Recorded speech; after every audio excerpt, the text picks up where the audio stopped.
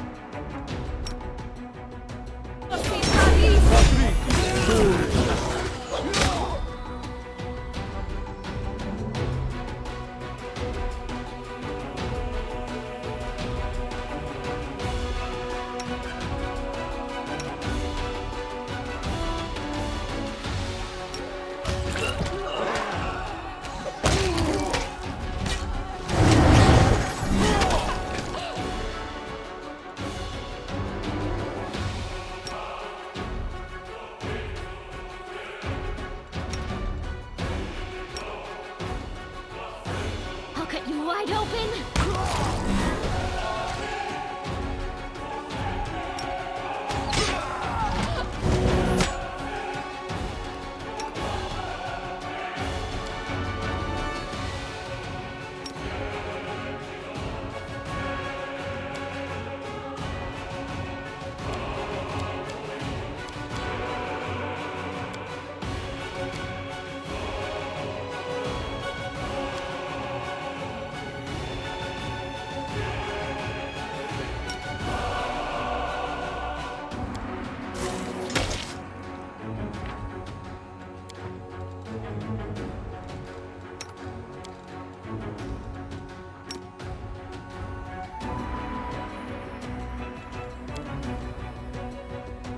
The light take you!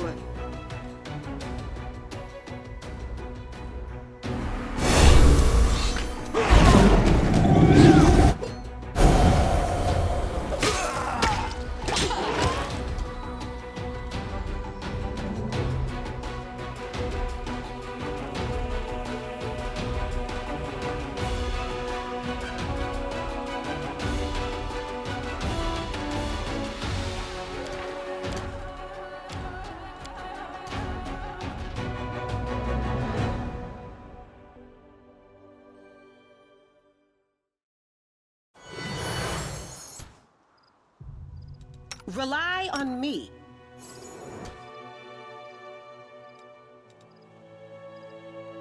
Ready to serve. I ever see Sarkoris green again.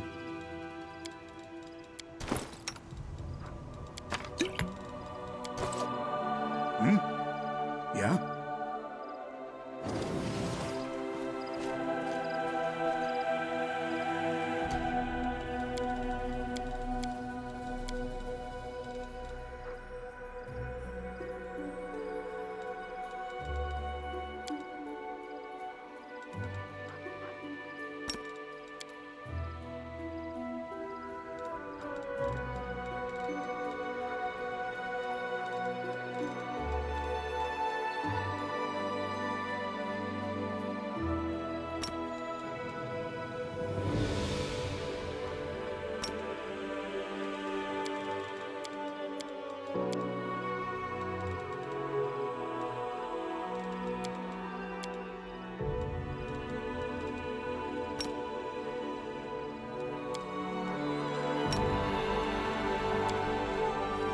I will help where I can.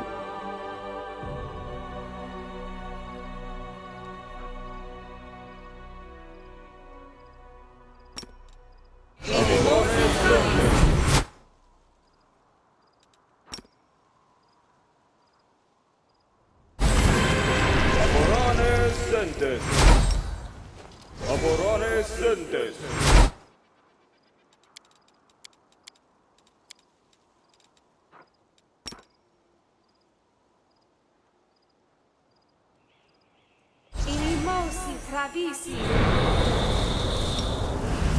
Inimosi travisi. Together we stand.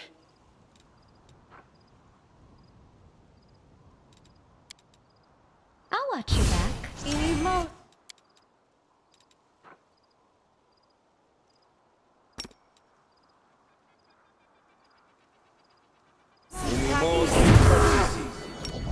Inimosi travisi. Inimosi travisi.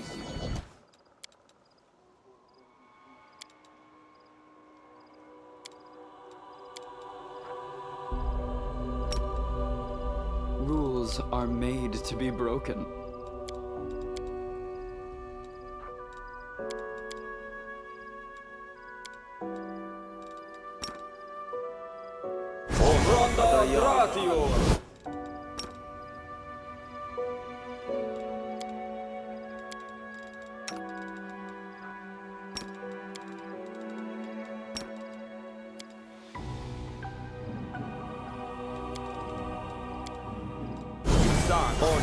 Adayana.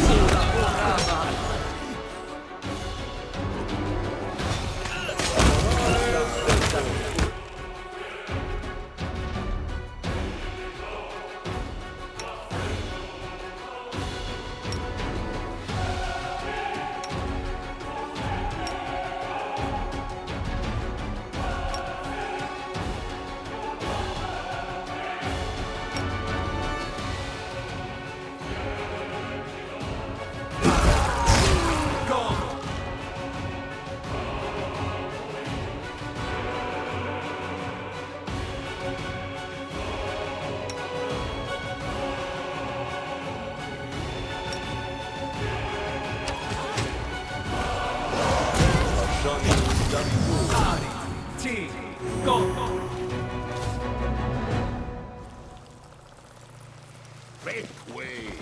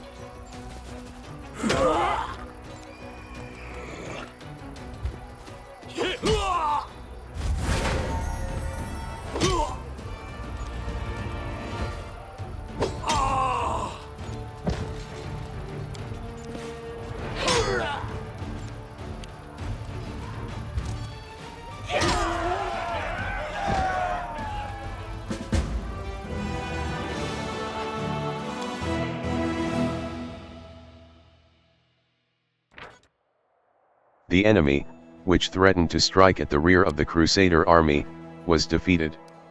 The Crusaders can approach Drazen with no need to watch for an attack from the rear.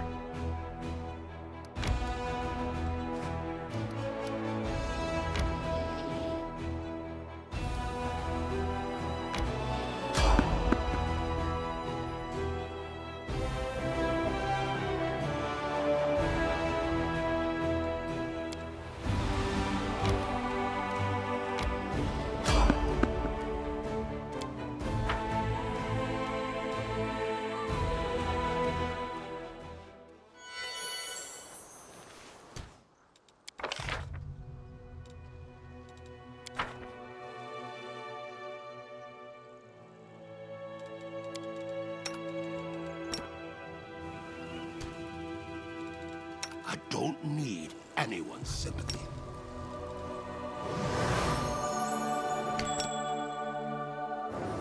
I'll not touch your that. Open your heart to me.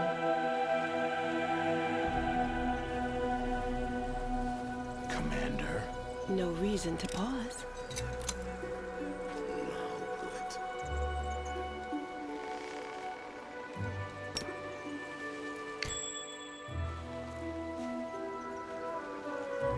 I appreciate privacy.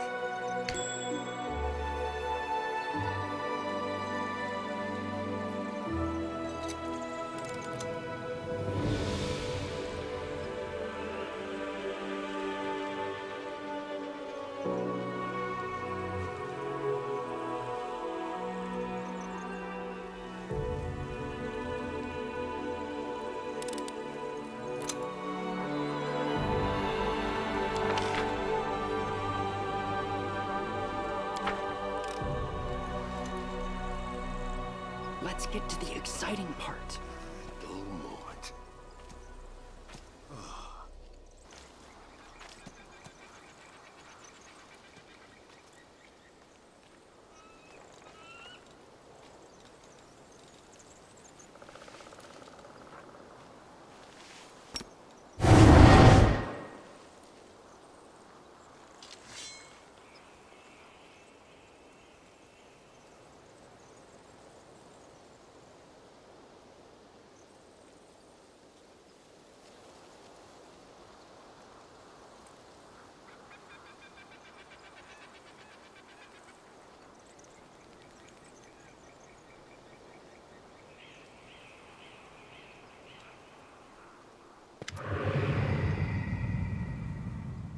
Woljif rises from the stone throne and halts the sacrifice with a raised hand. The cultist holding the knife over the victim on the altar stops.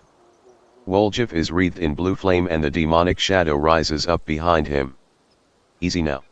We're all friends here. This was just a little misunderstanding.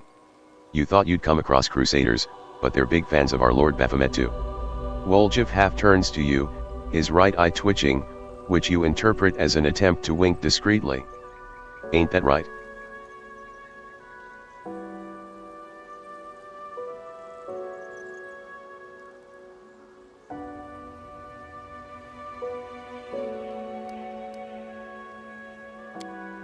Woljif's face lights up. Right, exactly. Pilgrims of the World Wound, meet the finest member of our big family. Hey there, Chief, long time no see. Why don't we hold off on the sacrifice for now? We need to drink to this happy meeting, am I right? Yeah, let's do that. Tie that one on the altar up again, we'll get round to slaughtering it later. The cultists exchange looks and whispers.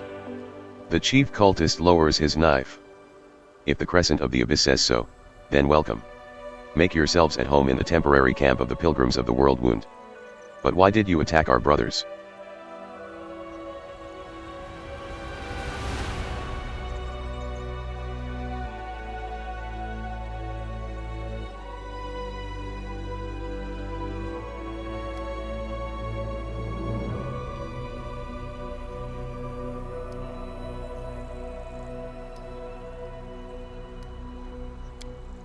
The chief cultist's brow furrows in confusion.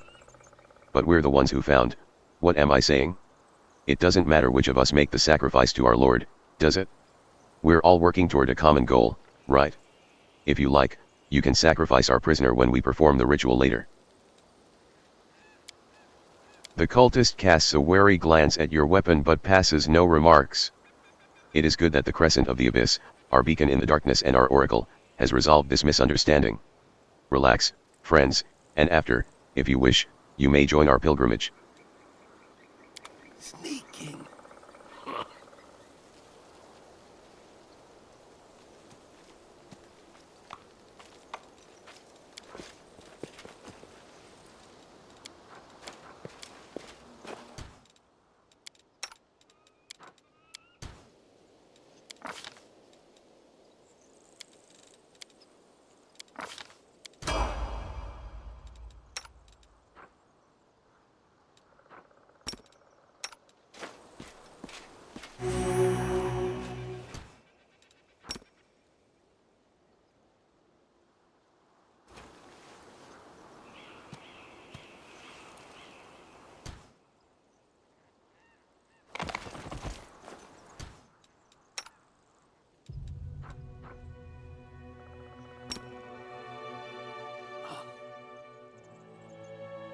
Una Adayana.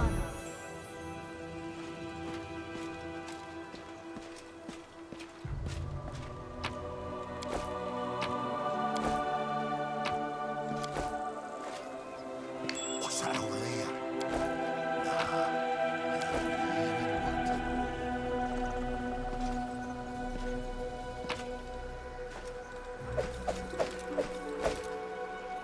How much longer, I wonder?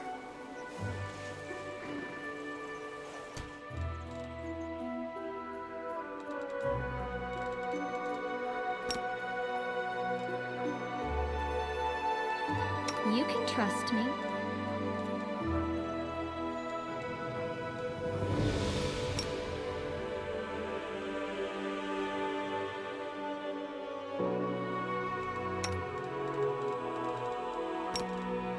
Laborare sendes.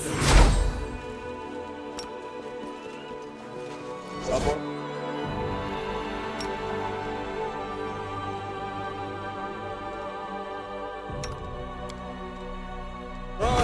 sendes.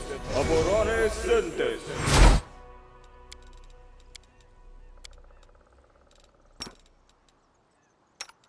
Inimosi travisi.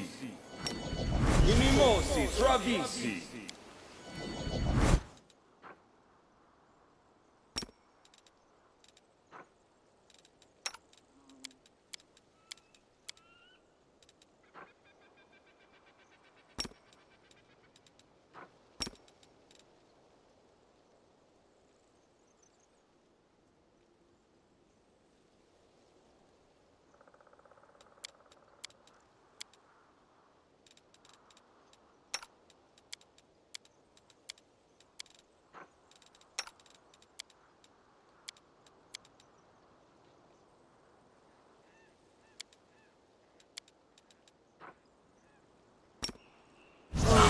Adayana.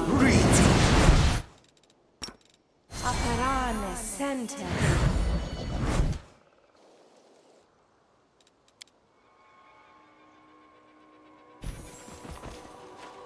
Practice makes perfect.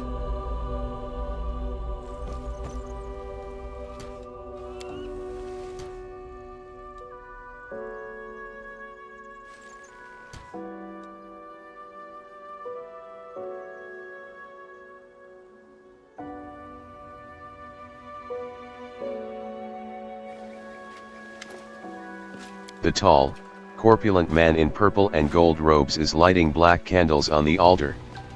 A large medallion with a bull's head gleams on his chest. Greetings, brother. Let us forget that ugly altercation, there is room for all pilgrims of the wound in the shade of the labyrinth.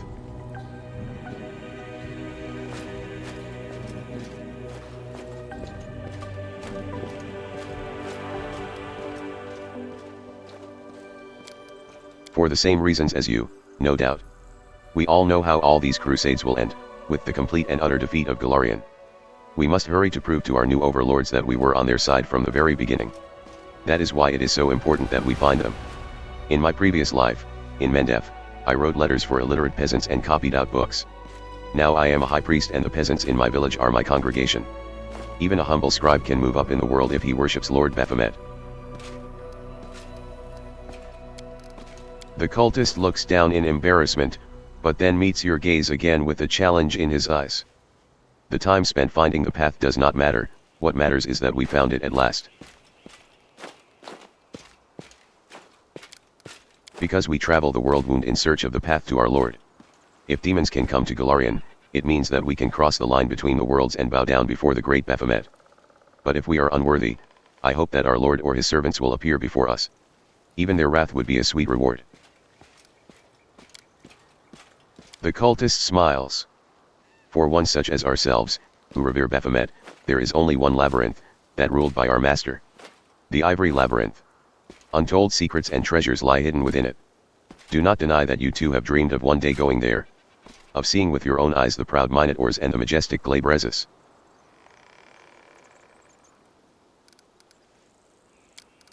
The cultist's expression sours instantly. I am the leader here. That young man is our guiding star, our crescent of the abyss. Through his demon blood, he is linked to our Lord and will lead us to him. Eventually. At least I hope so. The cultist looks at you with suspicion. Good. You had an awful lot of them.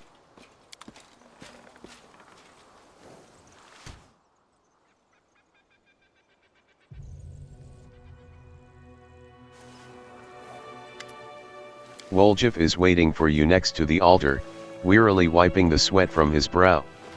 Phew, I thought I was done for, could feel it in my tail that they were gonna kill me, if you ain't a sight for sore eyes, chief. When I heard that the gargoyles hadn't got you, and that you were running the show up at Drazen now, I can't tell you how happy that made me.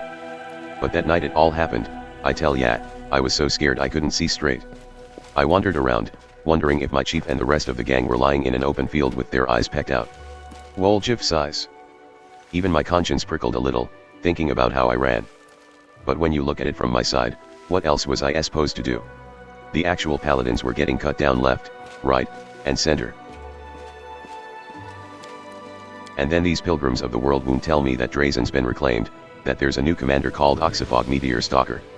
Well, I said to myself, there can't be two demon-slaying dynamos with that name, it must be you. So I cut my way through the circles around Drazen, and I waited for you to come out. At one point I got so desperate I almost went right up to the city walls, but I thought better of it. Although, an arrow in the skull would be a sight better than running in fear of Fuadil. Woljif sucks in a breath and keeps talking in a rush, like he's afraid you'll turn around and walk out. Do you know Fuadil? I don't either, but I remember the name, because of what Brother Melround yelled in the basement that time, I'm going to tell Hepzamara and Fuadil, or something like that. Anyway, my shadow told me that Fuadil is that demon, and I should be scared of him, because he's after the moon of the abyss. But, the shadow's a whole other story, but if you want to know why I haven't just come to Drazen, I need your help. It's a matter of life and death, chief.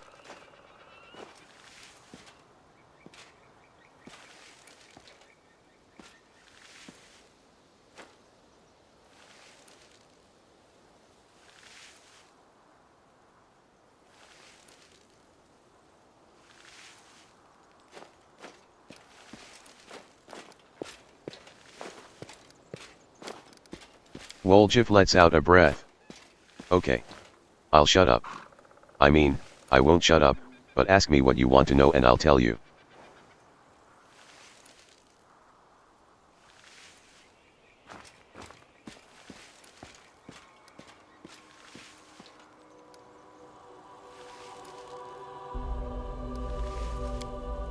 Run. Me. I fought him, I did, you should have seen me. I got one right on the nose, sent it arse over tea kettle, and it flew off. I've gotten into scrapes a fair few times before, been caught by surprise in the dead of night more times than I can count. So that's why I leapt up quick as anything, grabbed my knives, and, well, of course I made a run for it. What else was I gonna do? I'm just a thief, a city boy, I don't go toe to toe with demons. Sure, I said I'd help you and all, but that was before. I didn't sign up for nighttime gargoyle attacks. What kind of idiot attacks in the middle of the night? I thought war would keep more civilized hours, to be honest. Wrong again. So apologies, Chief, but I always end up on the winning side, that's just my nature. You and your lot, in the camp that night, did not have the look of victory about you. And it's not like I'd have been much help, if a gargoyle snatched me in its claws. Of course I decided to run. And run I did.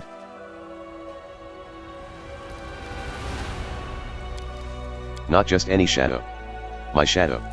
My special shadow.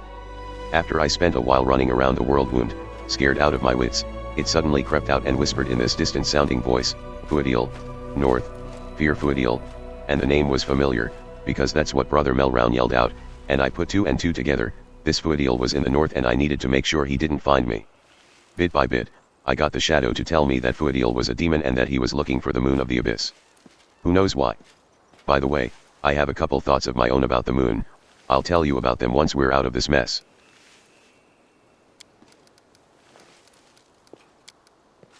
That was my cunning plan, Chief. Woljif's tail is whipping back and forth so fast it's a blur.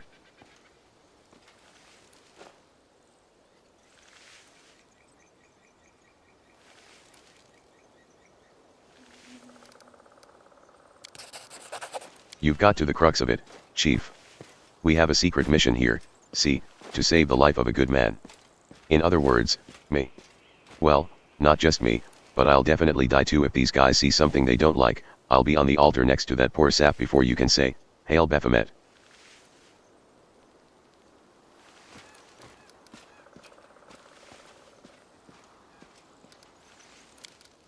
Woljif looks pensive. It's complicated. It's a story of unrequited love, really, they love me, and all I think about is how to get away from them and save my own skin.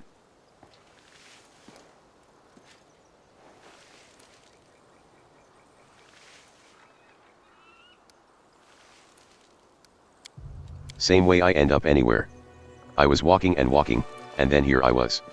Oh, I should mention at this point, my shadow, you know it, well, it started talking. At first I was so scared, I thought there was someone growling behind me, but then I listened closely and it was my shadow. It only got out a few words, but I heard the name Fuadil, and I learned that he's a demon, and that he wants my moon of the abyss for some reason. And then I learned which direction he was looking for me in. When I heard that, I turned around and went the other way. I'm not an idiot. Those pilgrims of the world wound clubbed me round the head, and I woke up, and they were already dragging me to the altar. I said to them, brothers, don't drag me to the altar. I have a proposition for you, one you won't want to miss. But they paid no attention and kept dragging me. In the end, I had to show them my party piece. They saw my shadow and dropped to their knees, just like that. I fed them a line about how I can speak directly to Baphomet through it, and they lapped it right up. That's why I'm still alive. Woljif burns with a blue flame and the demonic shadow grows behind his back. From the darkness where a mouth should be, deep rasps emerge in an unfamiliar language. The only word you can make out is Fuadil. Do you understand any of it? The cultists sure don't. To me it sounds clear as a bell, Fuadil, near.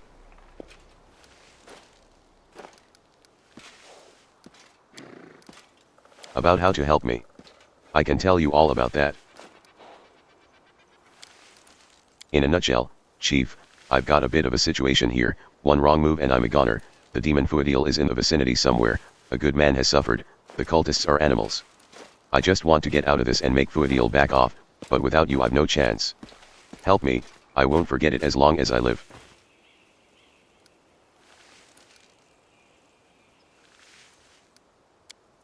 Me, of course. Woljif folds his arms. I'm a prisoner here, you know. And, I suppose, there's also the other fella, Duval. The one that's tied up. I kind of owe him one. I made a dumb mistake, and now he's paying for it. Now don't get me wrong, I couldn't care less about the guy. He got himself into this mess. Except, if it wasn't for me, they maybe wouldn't have caught him in the first place. These pilgrims kept asking me, will we have long to wait for the favors of Lord Baphomet? As though, just because I have my shadow, I should know.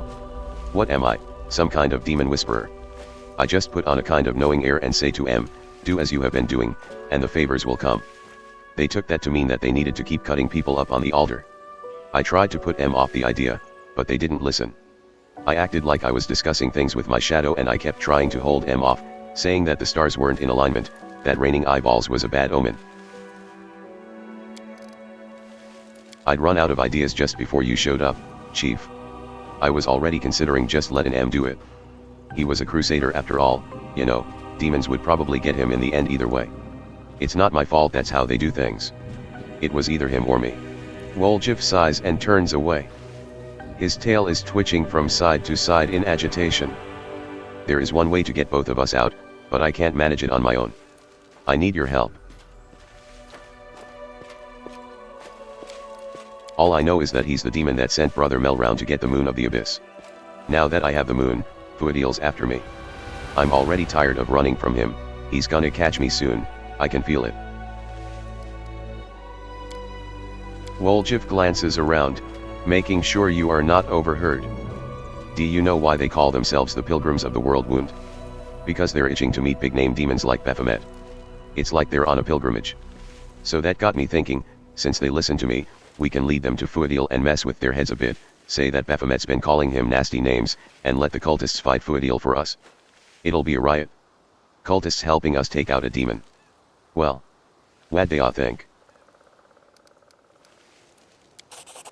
Woljif's face lights up and the tip of his tail dances through the air. I always knew you were a special sort, Chief. Let's go break his horns off. We need to go to a patch of scrubland by a bend in the river, it's not far, I'll show you. Nothing interesting about the place at all, but that's where I was when my shadow came out and started pushing me back the other way. It said that Fuadil would find me easily there, that he'd swoop in and tear me limb from limb as soon as I popped up. I wasn't long turning away from that place, I tell ya. There's just one other thing, we need to round up my lackeys and send them off on an errand. While they're gone, we can free the prisoner. No point leaving him here to be bored stiff, right?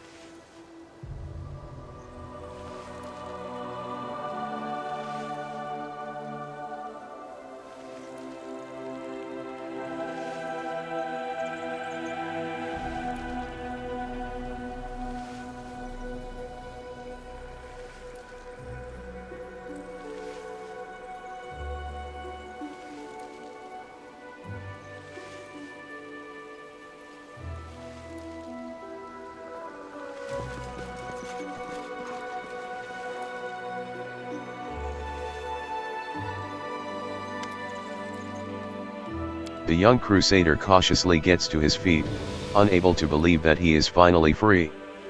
At last the day has come when those odious faces will no longer be looming over me. The cultists hid my weapons and armor somewhere. I'll find them and then take my leave of this place forever. They're over there with the rest of the stolen stuff. I made sure they didn't go walkies in the night, I hoped you'd make it out of this, somehow. Thanks to your efforts, Woljif. Go. Time is of the essence, if there is a demon hunting you, better to lure him into a trap and strike first. The Crusader bows. Deval Gwenvire, at your service. Nobleman, Crusader, and only surviving member of my unit. The Crusader's eyes stare into the distance. Solely through my own foolishness. Because of my inability to fight like a man. I thought the crusade would be the best way to make my mark on history. I dreamt of the glory, of the respect that would be otherwise denied me as the third son of a noble family. When an officer laughed at my skills and called me an ignorant interloper, how right he was. Fate has a twisted sense of humor, my more experienced comrades died in this cursed place, one after another, but I survived. There were only 5 of us left in the end. Our hubris was gone, we were jumping at every shadow. And we still weren't cautious enough. I was the only one who survived after we were attacked in the night. I should have realized what was happening when the lookout went missing. Find my armor and weapons, find something to eat, and then leave this place as quickly as possible.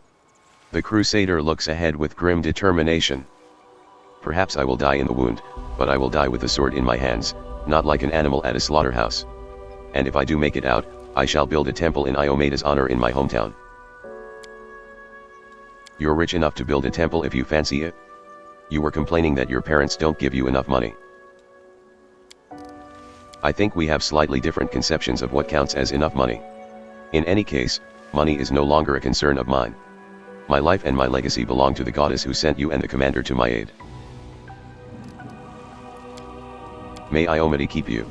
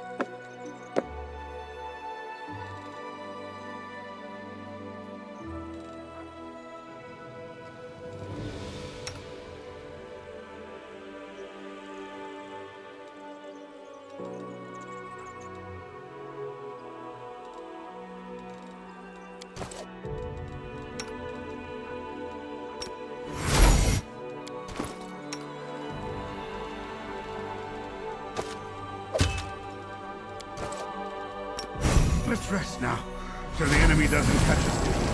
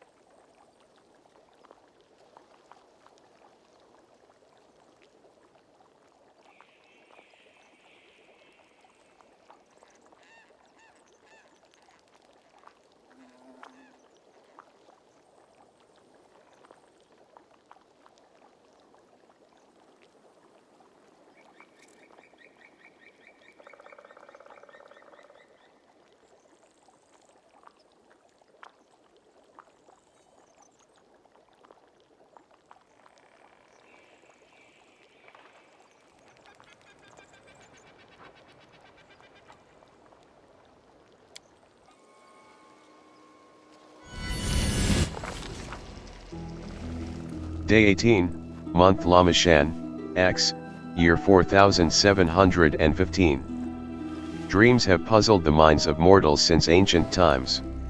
Strangely, the most obvious explanation of the mystery of dreams has appeared quite recently.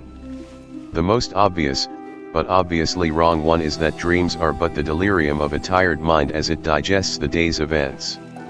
Ancient humans were much smarter when they thought dreams were messages of good patrons or the opposite, the interventions of demonic powers. In this case, both hypotheses are correct, illogical as that may be. The commander is asleep. In his anxious dreams, he sees blood-stained stones, smoking torches, rusty chains, and bars. Once again he is in the dungeons of Drazen, chained in a cell. Huge demons lumber around, clawing at the filthy walls with a horrifying sound. Death in their fanged jaws seems imminent, but more painful still is the expectation of tortures that never begin. Unable to move, barely conscious, in a horrible semi-delirium, the commander.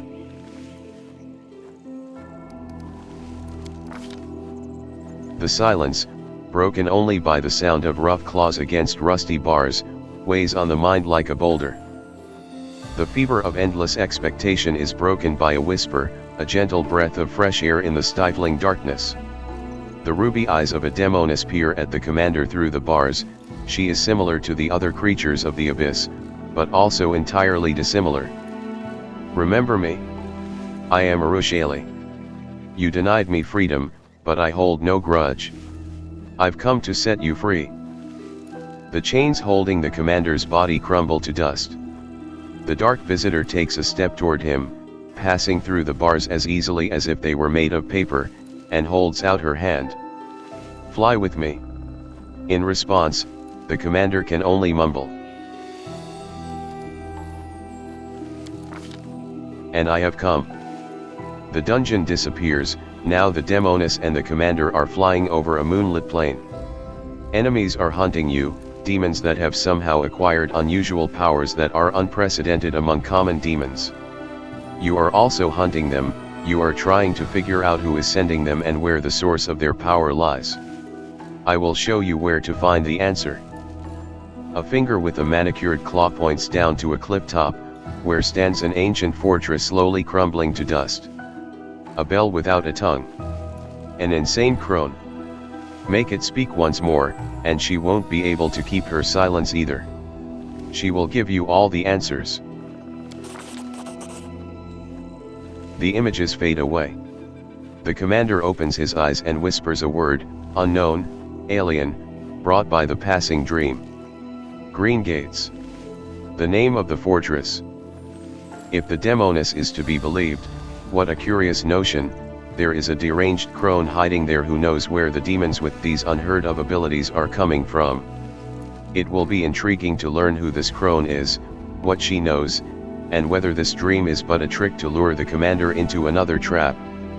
But we cannot find out without visiting the place from the dream.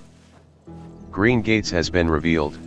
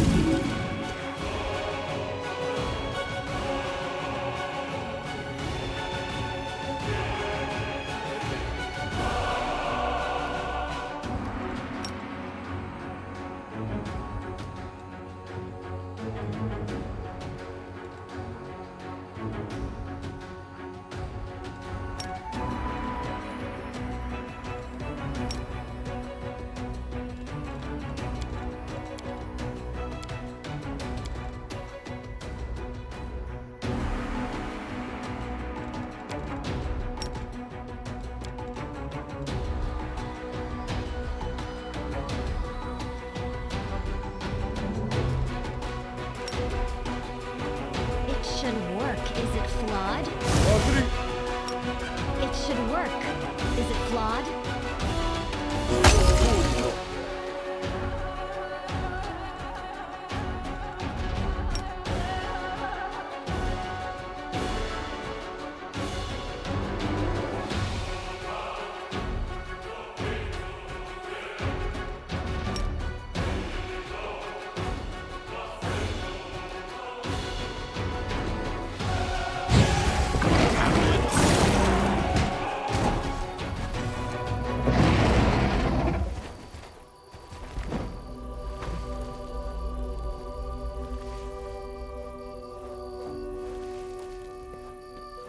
Don't know, don't care.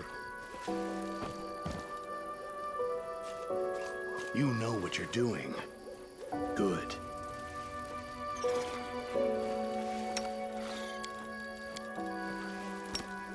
Patrizio Turinos. Patrizio Turinos. Patrizio Turinos.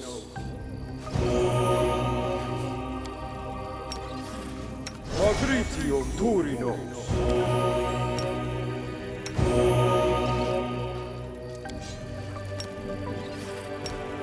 Patrizio Turinos.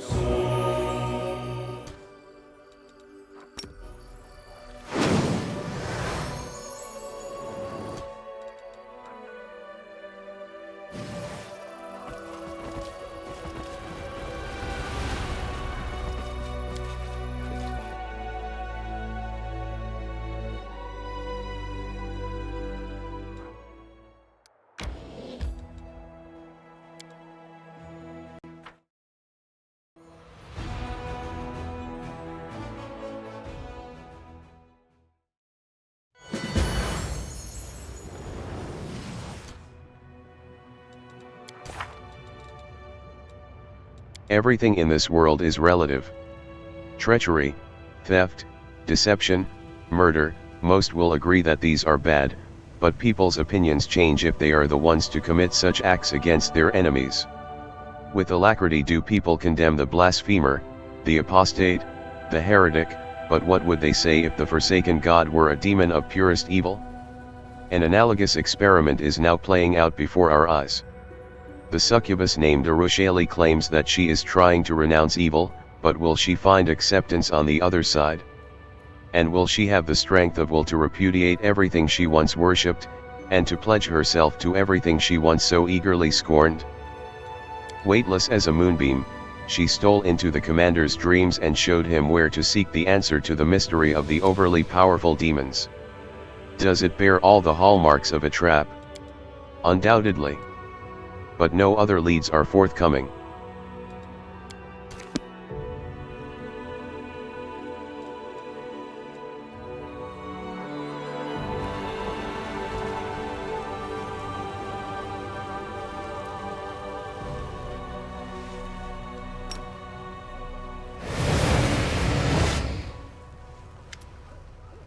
You heard my call. A demoness looks down at you from atop the crumbling fortress wall, the same demon you saw in the dungeon in Drazen. The one who appeared in your dream. You are able to observe her properly for the first time, noting her delicate features.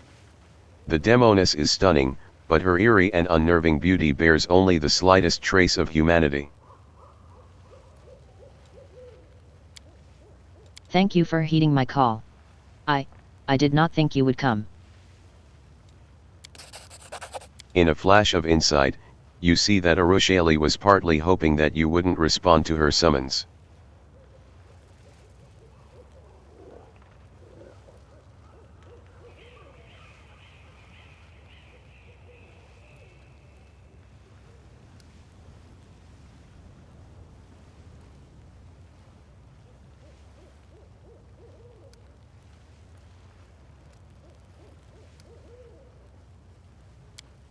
I want to help you. You want to know where the demons with unusual powers are coming from. There is a creature hiding in the fortress right now who is privy to the demon's schemes. Catch her and she will tell you what you want to know. Inside the fortress? an enclosed space with an unknown number of enemies inside, and an exit that can easily be blocked once we're in. Everything you need to set up a highly effective ambush. If they're waiting for us in there, I can't guarantee that we'll make it out again.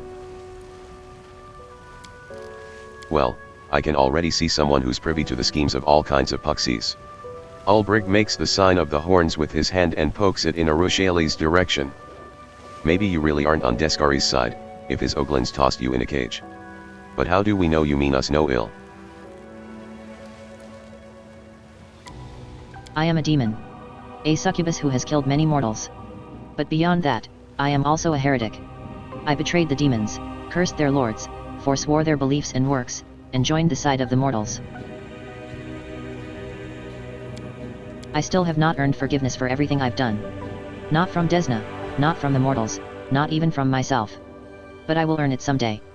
When the Crusaders finally defeat the Abyss, I will know that I played my part in it. Wait, Desna. So you're one of those Night Fae who serves Desna? That changes things, but can you prove you're not lying? Let's hear you swear by the goddess's name.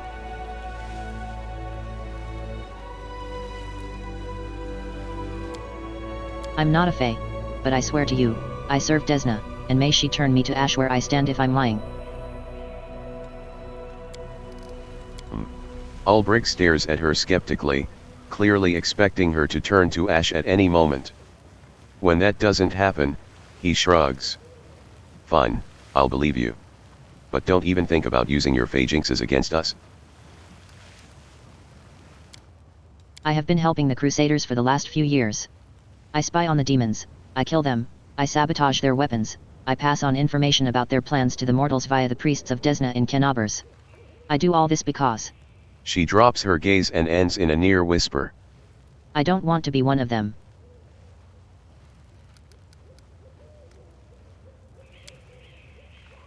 There is a hag by the name of Yera Unica hiding in this fortress. She lived here before the fall of Sark-Oris, but when the demons arrived she was happy to throw in her lot with them. This senile old cannibal knows many secrets, including the one you seek. Beware, you are dealing with a creature that is very old, very devious, and very dangerous. She may not be a demon, but she can move like one. If you hesitate, she will slip from your grasp before you even know it. Fortunately, there is a relic of Desna in this very fortress, the Bell of Mercy. It will help you catch the hag, like a cat in a mousetrap. No, wait, you don't say that, do you? Like a mouse in a cat trap? Never mind. What matters is that you must catch her. Hey, doesn't this sound like we're getting mixed up in something that's really got nothing to do with us? There's some ruins, and some bell, and some hideous beast, maybe more than one, and we could die over this. Over nothing. And then what are people gonna say about me, once I'm dead, Woljif, the idiot who tried to swipe a rusty old bell. Now that's just shameful. Well, what if I were to tell you that I once read a dusty old tome that said there was treasure somewhere in these ruins? That the army's coffers were left behind when the Crusaders beat their retreat from here? Untold riches, half a year's salary for thousands of warriors. Let's say that I knew where to find this hoard. What do you think, would it be worth your while venturing into these ruins for a cut of, say, 25% of the loot?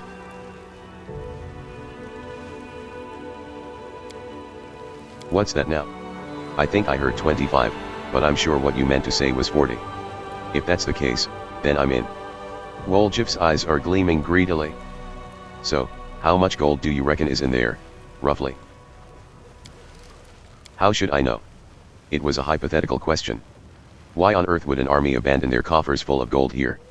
I'd wager that the most we, the daring treasure hunters, can expect is a handful of coins from a soldier's hidden stash. But 30% of those coins are yours. I am a man of my word, after all.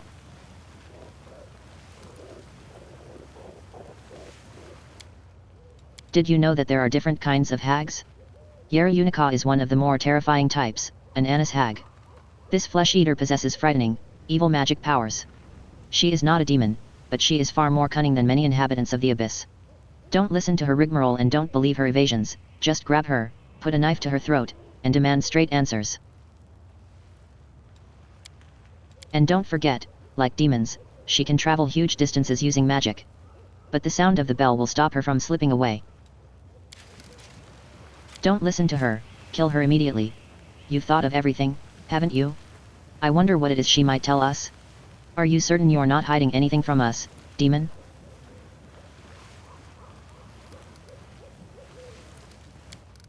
With a smile, Arushaeli runs a finger along the string of her bow. Naturally. It is an ancient relic of Desna. The Crusaders brought it here when there was still hope that Sarkoris could be retaken easily. Then the world wound expanded and the Crusaders were forced to retreat, leaving the bell behind. The demons tried to corrupt it or destroy it, but they couldn't. The bell burned them when they touched it. They managed to rip the bell's clapper from it, but they didn't take it far. Look for it, it should be around here somewhere. Desna imbued the bell with powerful protective magic. If you strike it, all demons and their ilk inside the fortress will be unable to move. If the hag cannot move, she will not be able to evade you. We know each other of old. Actually, that's not quite true. We have never met in person, but I have been tracking her for quite some time. She shows up here and there, but every time I try to pin her down, she vanishes. I hope this time she won't slip away so easily. Arushaeli seems agitated and you detect a tremor in her voice. It seems hunting this hag means an awful lot to her, but you have a sneaking suspicion that the succubus has not told you the full story. May Desna aid us. Arushaeli vanishes into the shadows.